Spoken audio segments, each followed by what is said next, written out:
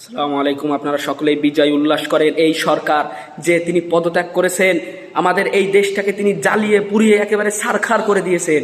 তিনি ছারখার করে দিয়ে তিনি বাংলাদেশ ছেড়ে তিনি এখন ইন্ডিয়ার দাদার কাছে গিয়েছে।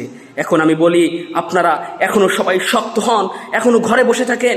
হাজারো আবু সাইদ মারা গিয়েছেন, আমরা দেখেছি।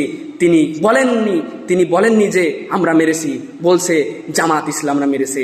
তারা মিথ্যা অপবাদ দিয়েছেন, তারা বলে স্বীকার করতে পারতো যে হ্যাঁ ভুল হয়েছে, কিন্তু আজকে তাদের পালানোর পথ পাচ্ছে না। তিনার রাজপথ দখল করেছে, তার সমস্ত গণভবন দখল করেছে এই ছাত্ররা। এখন বলতেছি যে আপনারা সকলেই মিছিলে বের হন। ইনশাআল্লাহ আমরা খুলনার ছাত্ররা দেখিয়ে দিয়েছি যে আমরা কি করতে পারি। খুলনা কিছুদিন পিছিয়ে ছিল, পিছিয়ে থাকার পরেও খুলনা আবার সে রুখে দাঁড়িয়েছে। খুলনার মানুষ দেখিয়ে দিয়েছে খুলনায় কেন দেশ স্বাধীন হয়েছিল। দ্বিতীয়তে সারা বাংলাদেশের মধ্যে যখন দেশ স্বাধীন হয়েছিল, দ্বিতীয়তে হয়েছিল খুলনা দেশ স্বাধীন। সেই জন্য সকলে মিষ্টি বিতরণ করেন। আপনারা যদি মিষ্টি বিতরণ না করেন, আপনারা সঠিক মানুষ হতে পারবেন না। সঠিক মানুষ তো হতে পারবেন না, একরাম অমানুষ হবেন।